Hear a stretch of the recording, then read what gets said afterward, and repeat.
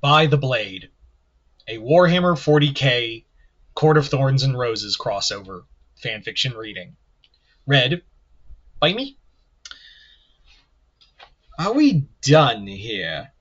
It was that tone, that arrogant, sly tone that got under Cassian's skin, like that of the venom of a snake seeping into his veins. Maybe that's why he was challenging the Primarch to a duel, to shut that smug mouth of his up. But the Fae quickly learned that challenging the father of the Emperor's children, Fulgrim, to a duel of swords was a bad idea. It was a improper idea. Now, Cassian wasn't exactly the one to talk when it came to boasts about one's swordsmanship. But the so-called perfect son of the Emperor didn't know when to stop talking. Although in hindsight, it was probably because he wanted to bring the Fae to this point to humble him. No, that's not it. Cassian mentally scolded himself. You know damn well why you're really doing this. Cass's eyes scanned the onlookers of the duel, most of whom were Fulgrim's sons. But among the Astartes was a small girl with a look that was a mixture of fear, anger, and concern in her eyes. Eyes, by the way, that were locked entirely on him. Before the fight, Nesta tried to talk to Cassian out of this idiotic duel with the Lord of the Third Legion, but her lover would hear none of it. Fulgrim would pay for this slight that his sons had wrought upon her with their jokes and insults. They called Nesta a xeno-lover, whatever that meant. These superhumans from the stars were many things.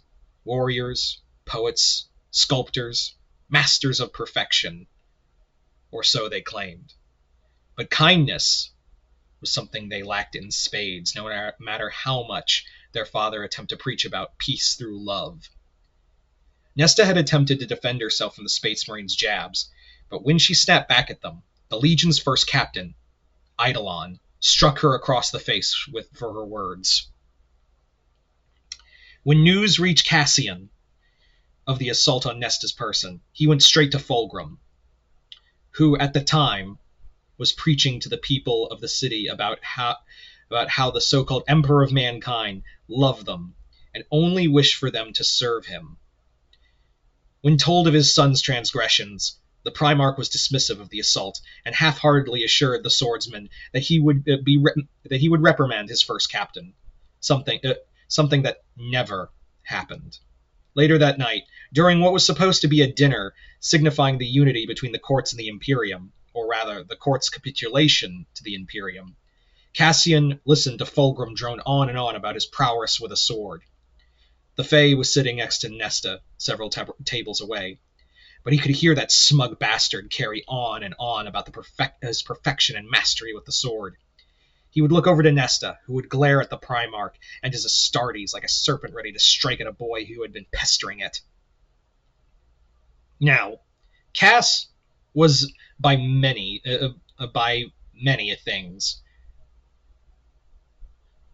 And one of those was that he wouldn't be a one to swear revenge on another person. But seeing the anger and sadness in Nesta's eyes made him forego his nature. So, without saying another word, the Fae swordsman got up from the table and strode right up to the 9-foot-tall Primarch and challenged him to a duel. A snide chuckle was Fulgrim's response to the demand and told Cassian to sit down. But when the winged warrior drew his sword, Fulgrim only smirked before rising from his seat and finally accepting the duel. Rhysand tried to quickly stop this madness before someone, namely his friend, was harmed. But when he saw the look in Cass's eyes, he knew that there was nothing he could do to dissuade him from this course of action. I said, are we done here? The father of the Third Legion repeated as he pointed his sword at his opponent. Cass was an excellent warrior among the Night Court. He had faced his fair share of foes and bested them with his sword alone. But the Primarch was something beyond anything he had faced before. Fulgrim moved faster than a bolt of lightning streaking across the sky, and his skills with the blade were on a level that even the Fae could hardly keep up with. Cassian's breathing was heavy and labored, exhaustion from trying to block and parry the streaks of silver that were the father of the Emperor's children's sword. Even then, Cass had been cut several times, and while they were not deep or fatal wounds, they brought enough pain to disorient the Fae, just enough to keep him off balance. The cuts weren't random, they were precise. One cut was just above his eyebrow, leading to the blood to drip into his eye and obscure his vision. The father of the Third Legion wasn't trying to kill him, he was just trying to humiliate him. However, despite the pain, Cass grinned back at his opponent. Why? Do you want to surrender? He asked, breathing through the pain. Fulgrim grimaced at that, though it was only for a moment before his smug visage returned.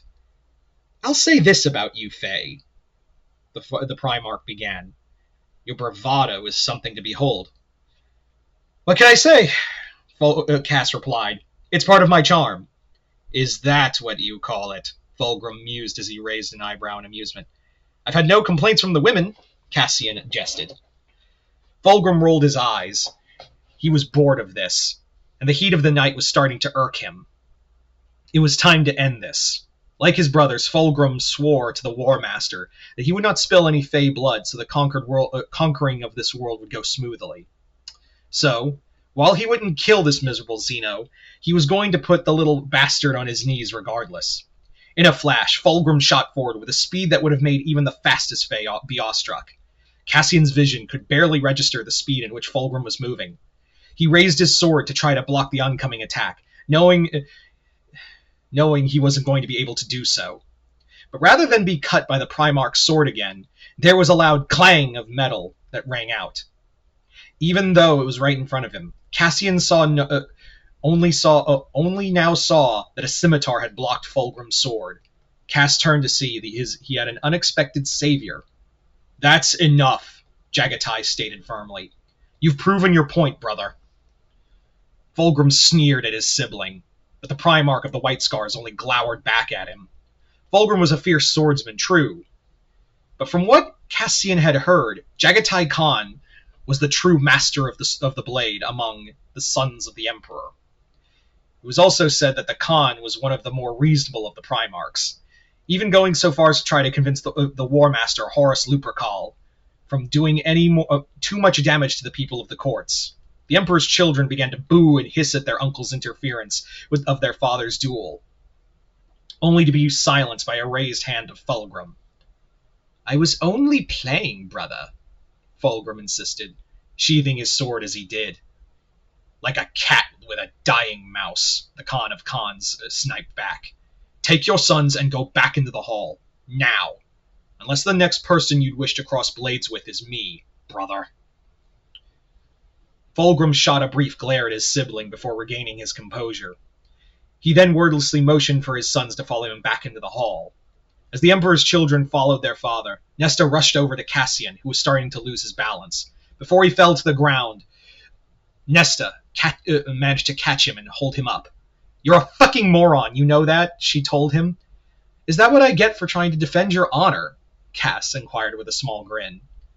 Nesta's response came in the form of popping the Fae in the back of the head. She then looked back towards the towering figure of Jagatai, who remained silent where he stood. Thank you. The Khan only nodded in response before putting away his sword and walking away.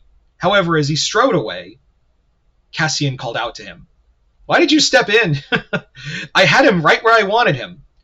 Jagatai stopped and looked back at the Fae and his lover before letting out a hearty laugh at the joke. I believe you, the Primarch answered as he laughed. But Fulgrim wouldn't shut his mouth up for months if you had so much as nicked him. With that, the father of the White Scars then turned and departed, leaving Nesta and Cass alone. So, what should we do now? The Fae asked. The night is still young. I'm dropping you off at the nearest healer, Nesta informed him as she helped him move. Then you're going to stay there while I go get a drink.